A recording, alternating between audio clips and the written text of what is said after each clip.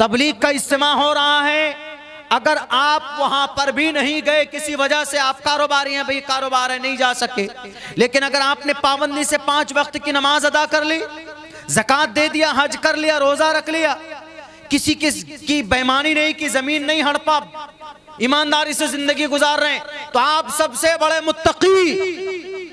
हाँ, अगर आप तबलीगी जमात में चले गए तो जो वक्त आपका वहां लगेगा, कल क़यामत में आपके लिए वो चीजें नेकी की सूरत में मिलेंगी, और भी अच्छी बात है। लेकिन आप अगर इन अमल को कर लेंगे तो आप सबसे बड़ा मुत्तकी, आप सबसे बड़े ईमानदार, और कुछ नहीं। मजहब इस्लाम के मुताबिक जिंदगी गुजारने के लिए कोई बहुत ज्यादा पापड़ नहीं पेलने पड़ते, और अगर कोई मुसलमान इन अमाल को कर ले वो अल्लाह का महबूब बन जाता है, और अल्लाह की मदद आसमान से जमीन पर उतारने के लिए 2 चीज का होना बहुत जरूरी है, और यही 2 चीज पाई गई थी उस वक्त में जब काबतुल्लाह को गिराने के लिए एक बड़ा बादशाह आया था। कौन? अबरहा। अबरहा इतनी ताकत का मालिक था, एक बुलडोजर नहीं 200 बुलडोजर लेकर चला।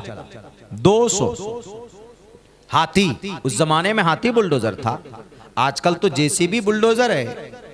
उस वक्त 200 हाथी, और इतने बड़े बड़े हाथी कि एक हाथी एक 5 मंजिला इमारत को गिराने के लिए काफी था, कहा जाता, इतनी ताकत। और उसमें से स्पेशल एक बुलडोजर, क्या उसका नाम महमूद था, उसको हबशा का बादशाह ने कहा कि ये लीजिए अबरहा साहब, इसमें इतनी ताकत है कि आप चंद घूमिए, आपको इजाजत है, लेकिन घूमने के साथ साथ एक एक नागरिक को, हिंदू हो के मुसलमान हो, हर किसी की जान की रक्षा करना आपकी जिम्मेदारी।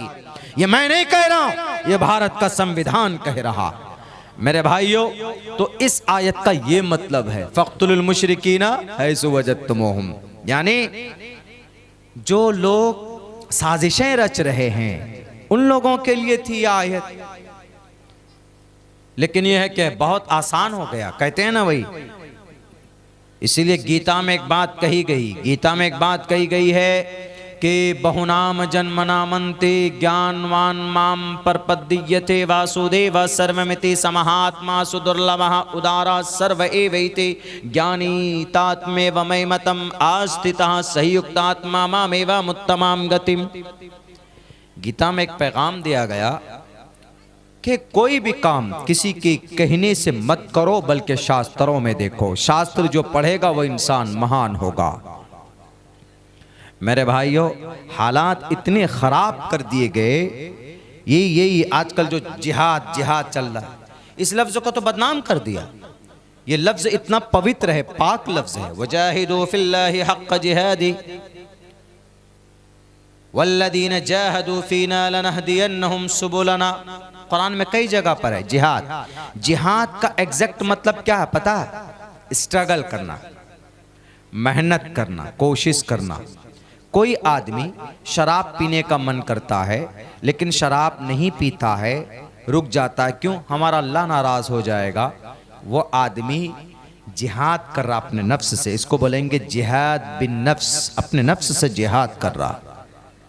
कोई आदमी कहीं पर कोई तालीमी इदारा चला रहा है, मकतब चला रहा है, मदरसा चला रहा है, चंदा करके लाता, मेहनत करता है, तनख्वाह नहीं मिलती तब भी बच्चों को पढ़ाता है, तो ये जिहाद बिल इल्म कर रहा, जिहाद कर रहा। हाँ, जिहाद का एक मतलब क़िताल है। ये कब है? जब शत्रु सामने आ जाए, जब दुश्मन राक्षस सामने आ जाए, उस वक्त तलवार लेकर उसकी गर्दन मारना, वहां पर कत्ल के माने में, रणभूमि में, मैदान में। और अल्लाह के नबी ने जंग की है, जिहाद किया आप अलैहिस्सलाम, जंगे बद्र, जंगे उहद। लेकिन ये गलत नहीं है। ऐसे अगर जंग देखेंगे तो श्री कृष्ण जी ने की, महाभारत, रामायण, क्या रामायण, पूरी रामायण में श्री रामचंद्र जी ने लड़ाई लड़ी कि नहीं लड़ी? आसिम सरकार साहब बताइए। क्यों आपसे कोई पूछे कि भाई रामचंद्र जी तो मर्यादा पुरुषोत्तम थे, क्यों लड़ाई लड़ी उन्होंने? तो आप कहेंगे कि सीता मैया की इज्जत व आबरू बचाने के लिए एक राक्षस का वध करना था, इसीलिए श्री रामचंद्र जी ने तीर धनुष तलवार लेकर मैदान में निकले। जब एक राक्षस को मारना और सीता मैया की एक औरत की इज्जत बचाना ज़रूरी है। राक्षस को जिनसे लोग परेशान थे उनको बचाना जब ज़रूरी है, तो ऐसे ही अल्लाह के नबी अलैहिस्सलातु वस्सलाम ने मदीने में एक औरत नहीं सैकड़ों औरत की इज्जत व आबरू बचाने के लिए जनाब मोहम्मदुर रसूलुल्लाह सल्लल्लाहु अलैहि वसल्लम अपने सहाबियात की ज़िंदगी बचाने के लिए, अपने घरों को बचाने के लिए मैदान बद्र में गए। कोई गलत नहीं किया। जैसे रामचंद्र जी ने लड़ाई लड़ी, ऐसे ही मोहम्मदुर रसूलुल्लाह ने जंगें लड़ी है। देयर इज इक्वल, बराबरी है। यही बात कुरान में है तो यही बात वेदों में भी है। अगर आपको नहीं मालूम तो बुला लीजिएगा मुझे, मैं आपको वेद पढ़कर समझा दूंगा कि वेद में लिखा है। देखिए, सिर्फ कुरान में फ़क़्तुल मुशरिकीन है सो वजदतुमुहुम नहीं है, वेदों में भी है। तुवम तुर्यतरुष्यतः सत्यम विभाजने, बल्कि एक मंत्र में तो यूं कहा गया, रुद्रवो गिरीवा आवा ब्रह्मादुवीश, जो ब्रह्मा की बात न माने उसका सर अलग कर दो। क्यों? जो ब्रह्मा को नहीं मानता नास्तिक, और जो नास्तिक है उसको जमीन पर जीने का कोई अधिकार नहीं। परमात्मा कहता कि उसकी गर्दन मार दो। कितनी सख्त बात कही। जो ईश्वर को ना माने, अल्लाह के कुरान में अल्लाह ने क्या कहा? अगर कोई खुदा की बात नहीं मानता तो अल्लाह ने ये नहीं कहा कि कत्ल कर दो।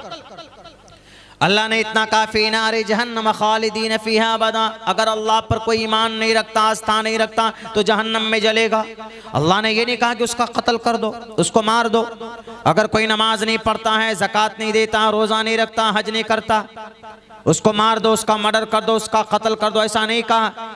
तो इसीलिए अगर कोई इस तरह की गलत बात, गलत फहमी पैदा की जा रही है एक एक लफ्ज़, एक एक आयत को, तो हमारे इस वीडियो के ज़रिए से, इस प्रोग्राम के ज़रिए से हमारे उन सनातनी भाइयों को भी कहूँगा कि ये लफ्ज़ जिहाद के नाम पर आपको बेवकूफ़ बनाया जा रहा है। भारत के मुसलमानों को, मेरे भाइयों, मज़हब इस्लाम में लड़ाई लड़ी गई है, लफ्ज़ जिहाद लड़ाई के लिए इस्तेमाल होता है। जैसे मिसाल के तौर पर एक लफ्ज़ है, क्या? आई लव यू बोलते हैं। लड़का बेटा अपने बाप को भी बोलता है आई लव यू फादर, कोई मतलब, कोई गलत नहीं समझता, अच्छी बात है। अपनी माँ को भी बोल सकता I love you my mother, माँ को भी बोलता। अपनी बहन को भी बोल सकता I love you my sister, बेटी को भी बोलता आई लव यू डॉटर बोलता है, भाई भाई को बोलता है, बहन बहन को बोलती, नो प्रॉब्लम। लेकिन इसका एक गलत मतलब भी होता है। वो गलत मतलब क्या? कि नया मानियत है फिर भी पीते हैं सूद। अभी कह रहे थे अशरफुल हाजी साहब कि हर घर के अंदर बंधन लोन, ग्रुप लोन, ये आप ही के यहाँ नहीं, हमारे यहाँ भी औरतों की एक जमात बनाई जाती है। औरतों की एक जमात लोन देते हैं, ग्रुप बनाकर 10-10 आदमी औरतों की एक जमात बनाई जाती है और उसमें लोन देते हैं। कौन? ये बंधन लोन वाले। बंधन लोन वाले सिर्फ औरतों को ही टारगेट करते। अब बताइए 50,000 रुपए का लोन लिया है, आपसे वसूल करेगा कितना? तकरीबन 65,000, 15,000 रुपए लोन। इसी को सूद बोलते हैं। और इसी सूद खाने, खिलाने, लिखने, गवाह बनने वाले पर अल्लाह की लानत है। जो आदमी यही सूद खाता खिलाता है वो अल्लाह की नजर में अगर अपनी मां से जिना कर ले तो कम बड़ा गुनाह, लेकिन सूद खा ले तो ज्यादा बड़ा गुनाह है। कितना खतरनाक वबाल। अल्लाह ने कहा कि अगर तुम नमाज नहीं पढ़ोगे तो जंग नहीं करूंगा, रोजा नहीं रखोगे तो जंग नहीं करूंगा, लेकिन अगर तुमने सूद खाया तो मैं तुमसे जंग करूंगा। अल्लाह कहता है फ़इल्लम तफ़अलू फ़अज़नू बिहर्बिम मिनल्लाहि व रसूलिही अहल्लल्लाहुल बैअ व हर्रम अर्रिबा। तिजारत करो, कारोबार करो, लेकिन सूद खाना, ब्याज खाना सिर्फ इस्लाम में नहीं, हिंदू धर्म में भी मना है। ब्याज खाना समंता सत्पतिर्मा महे मेगावा चैतिष्टो अचुरो मगोना त्रिविष्णु अग्निदशा भी सहस्रार वैश्वाना रहा। हिंदू धर्म के अंदर भी ब्याज लेना देना हराम, सूद लेना देना हराम। लेकिन सूद धड़ल्ले से खाते हैं। सूद खाने पर किसने मजबूर किया? मिस्टर मोदी ने कोई कानून बनाया, मिस्टर अमित शाह ने कहा कि नहीं तुमको सूद खाना ही पड़ेगा, तब भी मुसलमान खाता है। अब बताइए सारे बड़े गुनाह मुसलमान अपनी मर्जी से कर रहा है कि नहीं कर रहा है? जब कहीं पर अल्लाह की नाफरमानी होती है तो अल्लाह की नुसरत रुक जाती है, उस कौम पर जालिम लोग मुसल्लत हो जाते हैं, अल्लाह का अज़ाब आ जाता है। तारीख गवाह है, कौम आद ने, कौम समूद ने, कौम लूत ने अपने नबी की बात नहीं मानी तो अल्लाह तबारक व तआला ने उन तमाम कौम को गर्क कर दिया, तबाह बर्बाद कर दिया। लेकिन अगर हम कौम तबाह बर्बाद नहीं हो रहे हैं तो ये सिर्फ जनाब मोहम्मद रसूलुल्लाह सल्लल्लाहु अलैहि वसल्लम की दुआ का नतीजा है कि आज हम ज़मीन पर जिंदा हैं, वरना हमारा गुनाह तो इतना बड़ा है कि हम तबाह बर्बाद कर दिए जाते। इसीलिए मोहलत दी गई है इस उम्मत को कि अगर कोई मुसलमान गुनाह करता फौरन तौबा कर ले तो अल्लाह तबारक व तआला उसके तौबा को कबूल करते, उसके गुनाह को माफ़ कर देते। हम तो मुसलमान ऐसे हैं, गुनाह भी करते हैं, तौबा भी नहीं करते। इसीलिए अल्लाह की मदद रुकी हुई, अल्लाह की नुसरत रुकी हुई।